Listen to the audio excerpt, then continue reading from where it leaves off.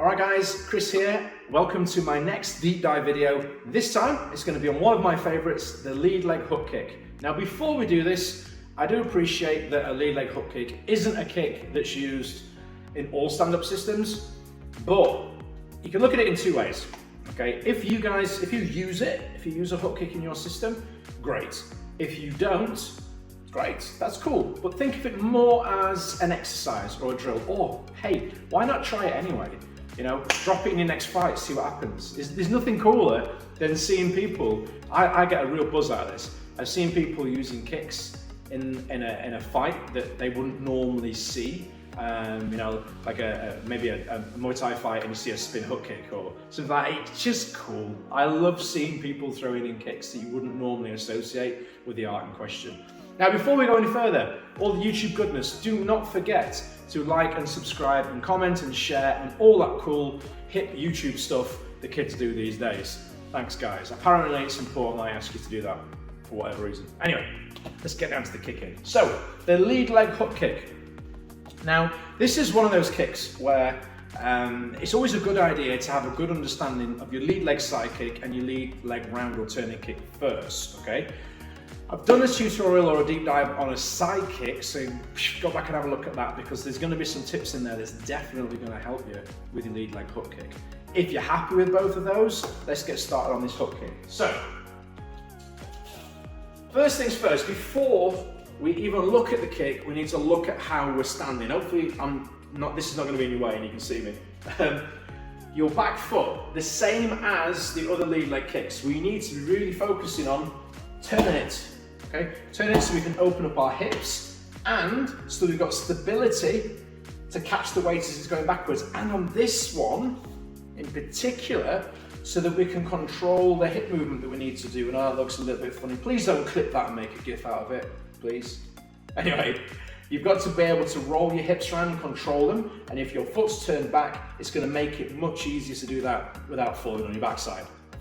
Now, things to consider.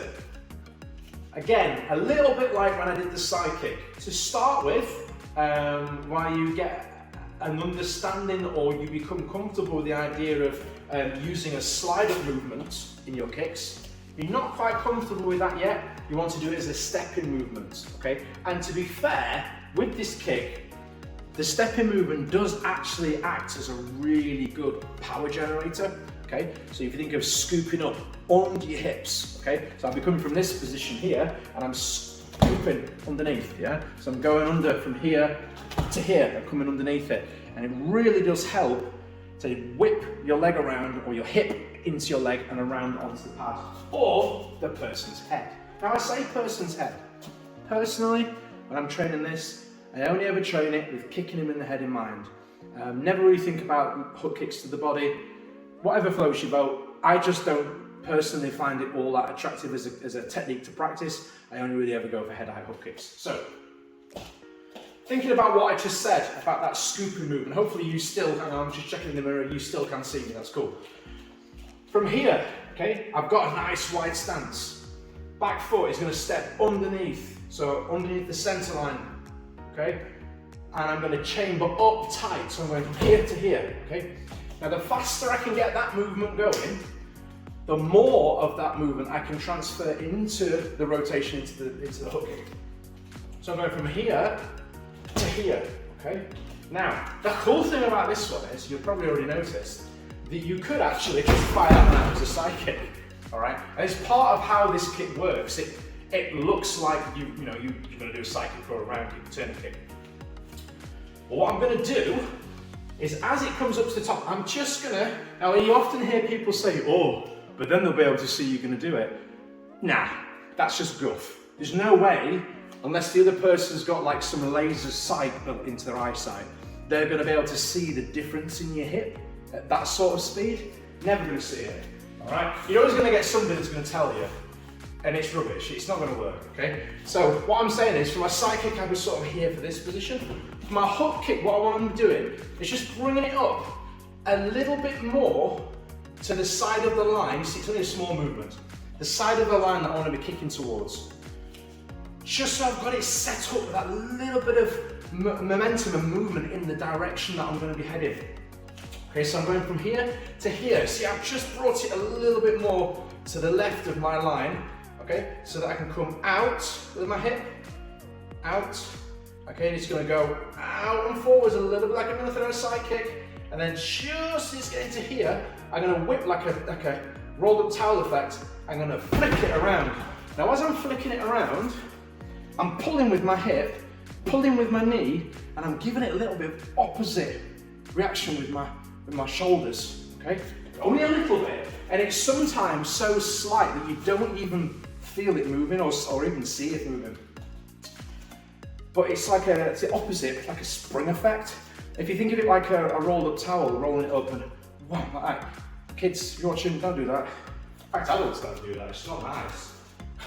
So, a little, I'll do one at speed so you can see what I'm talking about. So I'm gonna go under, scoop under, up, and flick. So you think of it like a whipping towel effect, yeah? So I'm here, up, yeah?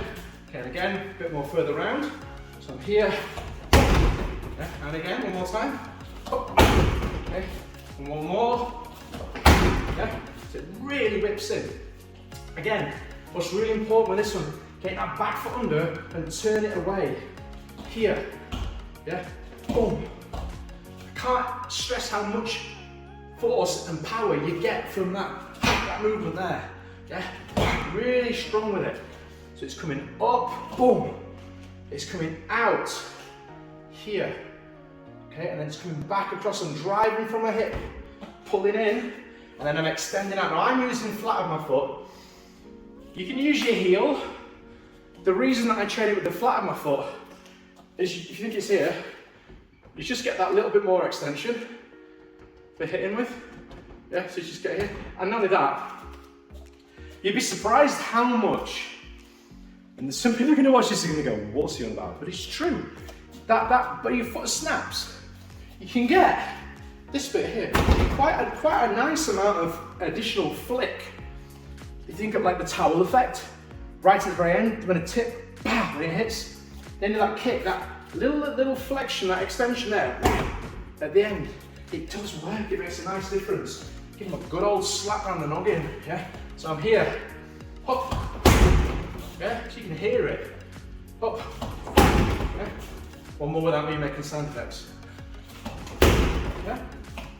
Now, an important part to this kick, what you do afterwards, okay? It's really easy when you're doing this, when you're training it, to be so focused on what you're doing with the kick that you don't consider what you're doing afterwards.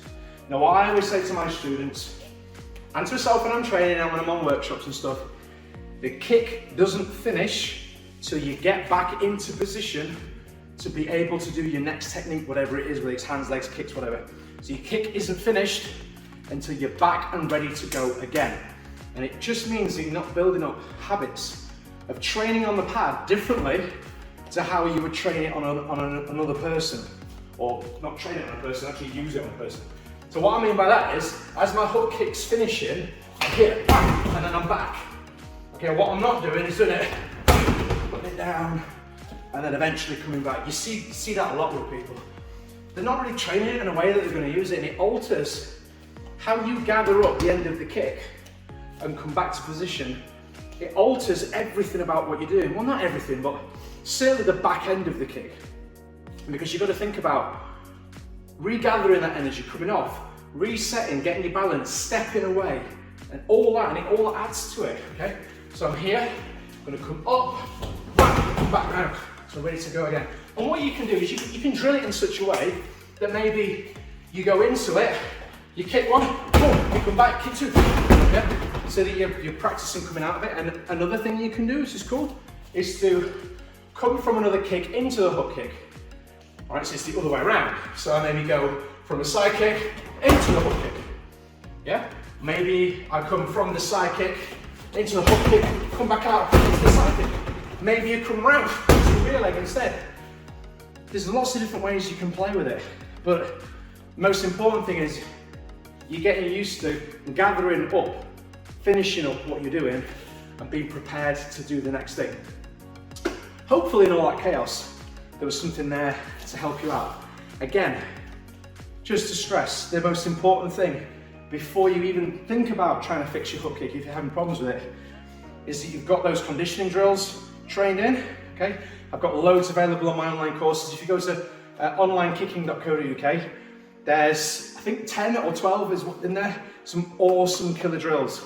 Drills that I use, drills that I used to teach with, I train with them, conditioning sets that have meant that even at my decrepit age of 42, I joke of course, with a knackered knee, I'm still, able to kick something like okay. So I'd say that's tried and tested. So if you're interested in those, onlinekicking.co.uk. If you're not sure, drop me a message and I'll help you out. But yeah, get some of those conditioning drills done. So you're really building up control in the front leg and stability and balance and flexibility in your standing leg. All right guys, thanks for watching as always. Don't forget, comment, like, subscribe, all that YouTube stuff. And I'll see you on the next one.